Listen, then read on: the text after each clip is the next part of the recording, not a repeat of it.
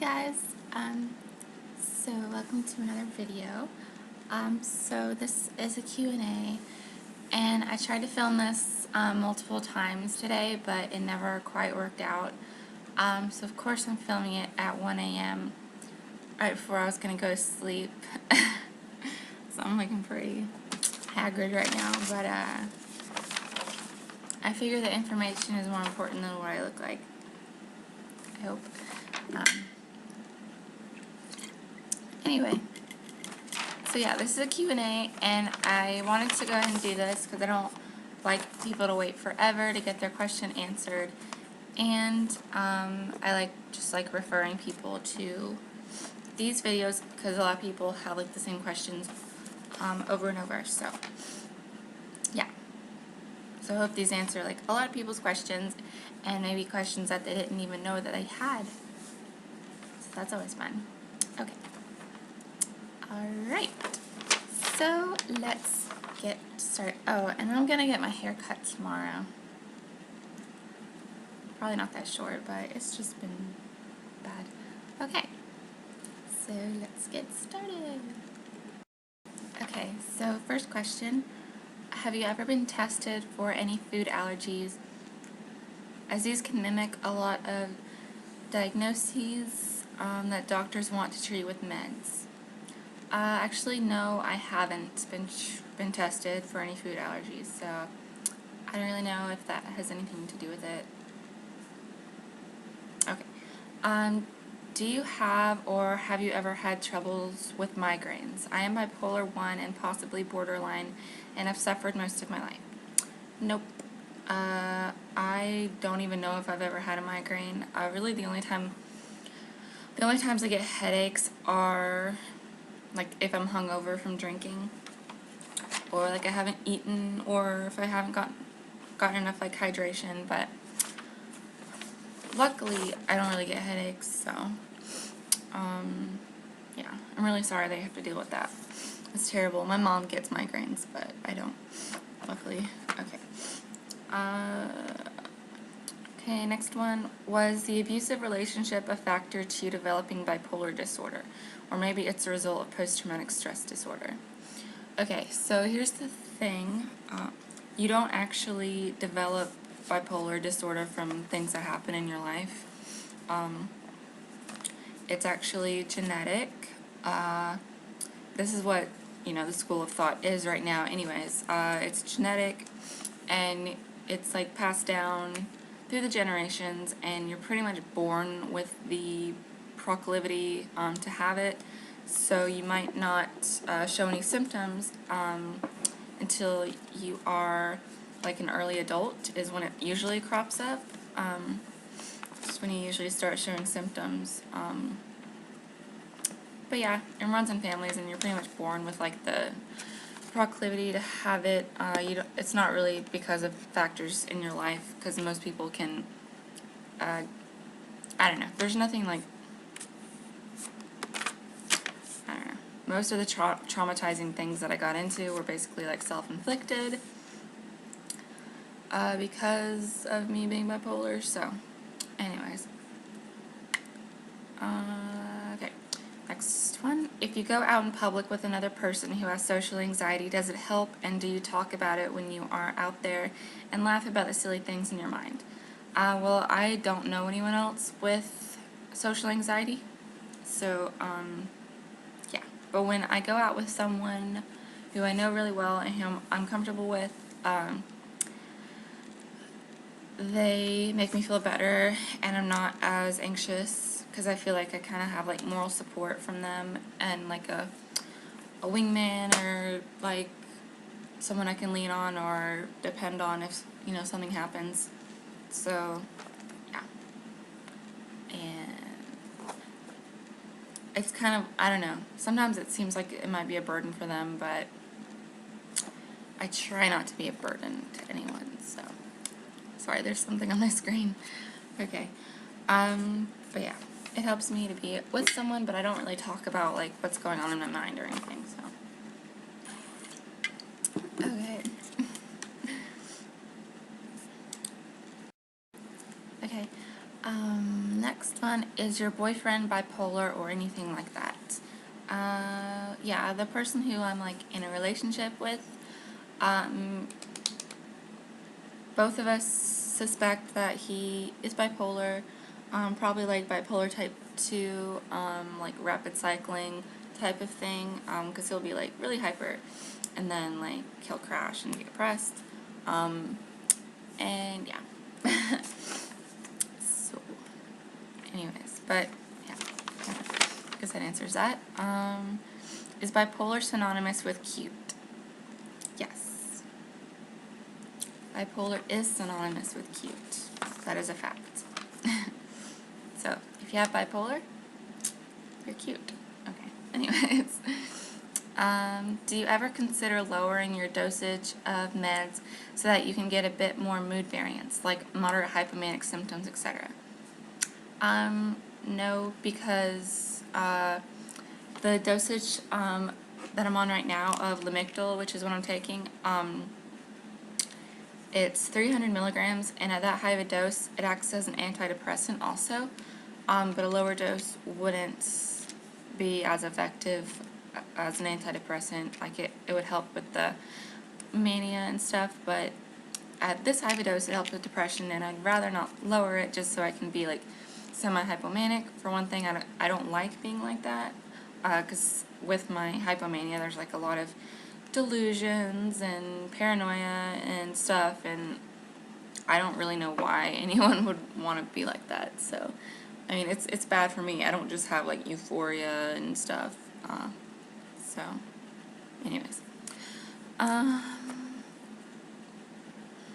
Okay, so yeah, and I don't want to be depressed, so I rather get the benefits of that.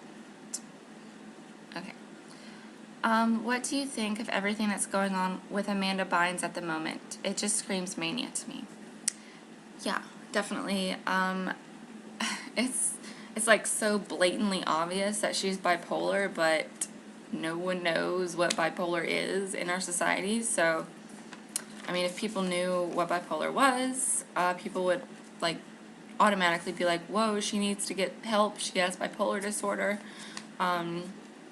She's manic right now, but no one really knows about bipolar disorder, which I'm finding out more and more.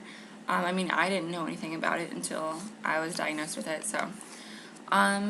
But yeah, so she's definitely being manic, and, you know, the media wouldn't be so confused about it if they knew what bipolar was, but for some reason, the psychology community isn't very open about it. I don't know, so.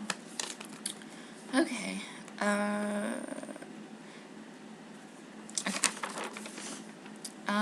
It's hard dating a bipolar man. This is all new to me. Every week we go through this thing where he triggers an episode because he takes cough medicine pills. Every time he takes these to get high, his episode goes off the wall. He talks about leaving me and everything. I love him with all my heart. I don't want to give up. I'm not sure what to do. I'm considering a support group. Any suggestions? Yeah, I mean, this sounds like my relationship with the bipolar person that I am dating. And they're usually like awesome people, so it's not easy to let them go. So yeah. And he'll talk about leaving you because he gets all emotional, and then he's all normal later. But so yeah, my best advice to you is, and I've actually already told you this, but if anyone else has this problem, the best advice is to make sure that you don't spend too much time with them. Make sure there's like a healthy amount of space for you to like recover from being with them, because it's probably going to be really intense at times, and for you to recover like emotionally and you know, and stuff. It's best for you to like make sure that you have alone time, plenty of alone time, and let them know that you won't put up with their behavior if it's like totally out of line, and that they need to get help, or you're gonna be like, because this person has a drug addiction, and they're bipolar, and that's not a good mix. And they need to at least want to get better for you to stay in a relationship with them. And I know it's hard, but it's not healthy if it's not healthy. So I don't know. But yeah, support groups would be a good idea. And just getting therapy for yourself, because your therapist would hopefully give you good tips on what to do. And my last therapist was awesome because she gave me like reading material for like couples therapy that we shared back and forth, and it's actually helping him. So yeah. Okay, next question.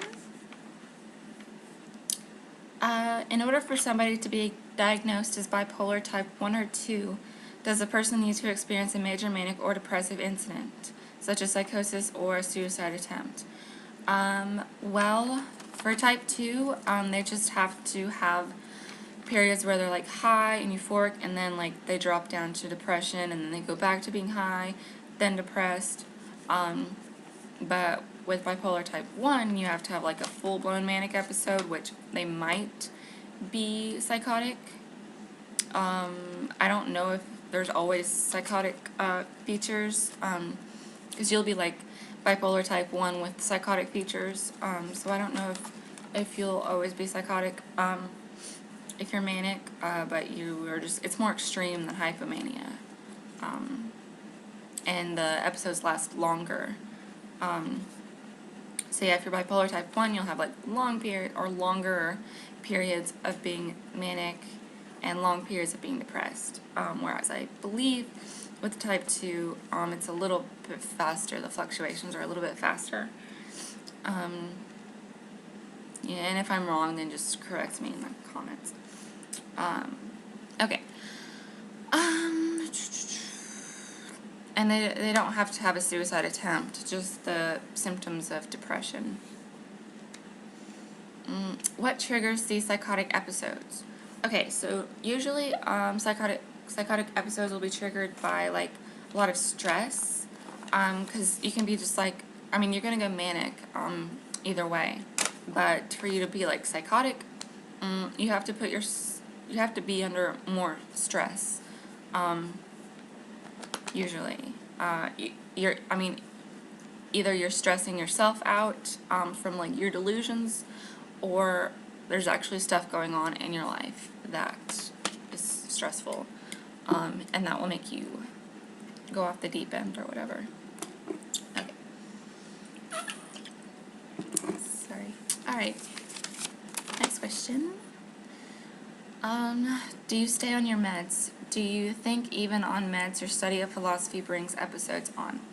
Yes, I stay on my meds. I was very reluctant at first to take medication, but just talking it out with my therapist, I realized that if I took my meds, I could live a normal life, and then after I was like super stable, I realized that it's so much better for me and so much healthier, and my health has improved like so much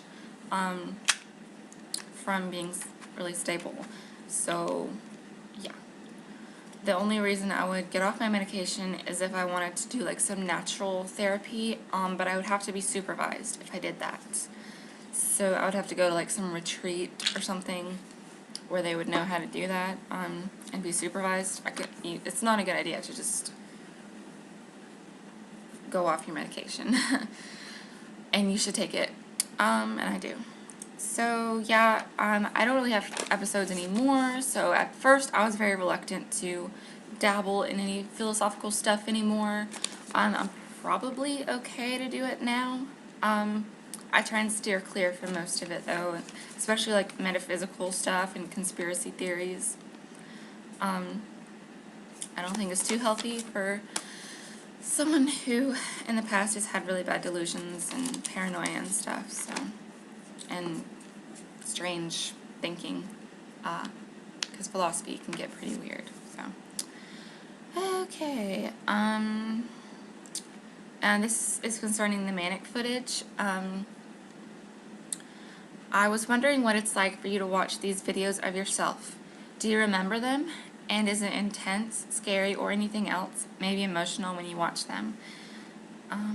Okay, so, it's not scary, because it's just me, and I'm just like, oh, like, I'm just kind of like, feel bad, so I'm definitely emotional, but I'm not scared, because it's just me, like, being crazy and stupid, but it is intense, and it is emotional, because I don't like going back, and seeing that stuff, and it puts me in, like, a weird mindset, like, it brings those memories back, and I don't know if I feel, like, disgusted in myself, or kind of embarrassed at myself, I don't know, I just don't like, that part of myself, and I don't like looking at it, and I don't like remembering the bad situation I was in. So it is a little emotional, and do I remember them? Actually, I mean, to a certain extent, not completely, but I vaguely remember them. You know, just like any memory, I guess, where it's like, oh yeah, like, I can kind of remember that, but, like, it's hard to explain, but somewhat. Okay. Okay. Next question. What is your advice after a breakup? It's been a year and I just go through life every day feeling bad. I have moments of ups, but the lows are so low. How do I overcome this depression? Yeah. So, my advice after a breakup is to accept that it's over. And don't get so tied up in the person and the memories, because it's over and you're gonna be better after your heart mends from that. You're gonna feel really good. Like, it's gonna feel like you're a new person, an improved version of yourself. So, you know, let go of that person. And if it was meant to be, it will be. Like, even when you're in a relationship, let go of that person. And let things happen naturally. Like, don't try and force it. Yeah. And it's only been a year. I don't know how long this relationship was, but if it was a long-term relationship, then it's gonna be a long time before you get over it. And a year, isn't probably long enough. Unfortunately, it takes a while to get over these things. But, yeah, so if the lows are so low, yeah, just let go, move on, just don't hold on to that. That's not gonna help. Try and look around at other people, you know. Yeah. Is the best advice. Like, even if you start dating someone else, if that relationship was meant to be, eventually you'll get back together, but don't count on it. Just date other people, you know, or at least look at other people and imagine dating them. Like, just set your sights on other people. It'll help you move on. And yeah, I mean, it's kind of like a pet dies or something, but after a pet dies, you're not just gonna be like, oh, like, no one could ever replace Charlie, and I'm never gonna get a dog ever again, or no one could replace Whiskers, and I'm never gonna get a cat, you know, something like that. You know, just go to the pet shelter and get another pet. Okay. Alright, so why don't you say welcome to the couch anymore? I just thought it was really cheesy. Yeah, so I just thought it was really cheesy to just, I don't know, like, welcome to the couch. It just sounds like this is a kid's show or something, so, yeah. I might say it again at some point, just to humor people, but I think it's kind of cheesy. Okay. This is my opinion. I don't know. I just thought it was, I don't know. Okay. Okay. Sorry about this question. Worst voice. Okay. Sorry about this question, but I believe I am bipolar, or I'm going through stages of it. I was wondering if you could maybe tell me where I am at, because I've not been diagnosed or checked up for it yet. I did a lot of research online about bipolar disorder symptoms. Those online resources really don't tell you anything. I have a lot of depressive symptoms, but I have a lot of mania or manic symptoms, but not all of them. For example, not feeling like sleeping, feeling overjoyed, getting angry easily, etc. Suicidal thoughts, depression, and depression manic. I guess that's what they're saying. So yeah, I cannot, this is for everyone, like, I cannot diagnose anyone from what they tell me. I'm not qualified to do that, just because I have it. I really don't feel like I am.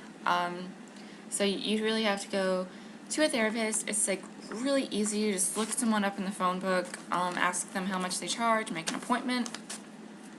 If you have insurance, then that's great. If you don't, then there are other resources out there, and you wouldn't have to pay that much. So yeah, so you have to talk to them, but it sounds like it's possible. So since it's possible, that's even more reason to go and talk to them about it. Because yeah, I can't really tell from reading this, and yeah, so lots of people send me like pages and pages of like telling me about themselves and like wanting me to tell them if they have bipolar, and it's just like, I don't know, like, for one, I don't want to read all of this, and for two, I'm not qualified to do that. Okay, so one question: have you experienced any mania depressive episodes since you've been on medication? I don't think so. Not since I've been on medication for a while, because it took a while to like build up my dose, and it takes a while to get completely stable, because your body and your brain has to get used to it. But since I've been completely stable from taking it, I really don't think I've had any sort of episode, especially since my dosage is really high. It keeps me from being depressed and manic, so yeah. Well, I mean, if you're bipolar and you take your medication like you're supposed to, you can live a perfectly normal life. Yeah, so, and it's worth it to take your medication and get back to normal, because your quality of life does improve, and having whatever bipolar symptoms that you're in love with, that you think you're in love with, it's not worth it, and it's not as good as being stable. I mean, even if you're stable, you're still going to be like a cool person and stuff. It's just not going to be as hard for you to live. Okay, I'm like preaching while I'm doing this, sorry. Have you ever had problems with drugs or alcohol? I have never been addicted to drugs or alcohol. So yeah, I guess that would be a problem that they're thinking of, but I've never been addicted, just, yeah. Okay, like recreational use and social stuff, but anyways, my paranoia never goes away completely. Does yours? No, not really, not completely, but I think as far as the bipolar side of it, I just have like I don't know, I'm a very unique person, so I'm gonna have like paranoia, and some people just have like a healthy dose of paranoia, and they'll have like some paranoid thoughts, but it's not like extreme. But yeah, so, and I also have social anxiety, so that's like all about paranoia, because you're just like paranoid of what other people think of you, and you're paranoid that they're thinking bad things about you, and that they're judging you, or laughing at you or talking about you behind your back. Which is weird, really weird, I know, but yeah, so of course that makes me paranoid as well. Looking back on your first months at college, do you recall anything specific that impacted on you? Did you feel that you were suddenly in some strange ocean left to your own devices and you had no bearings, nothing to connect with what you had previously thought of as reality?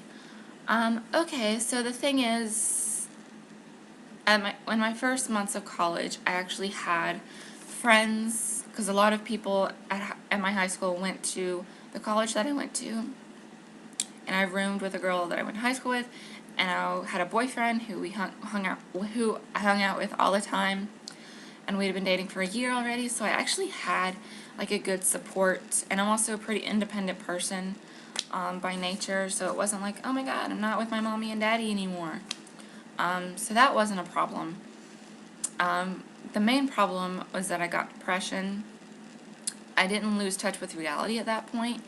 I didn't lose touch with reality until like my bipolar symptoms started showing up really intensely, and that wasn't until I was like 22, probably, when it first started happening.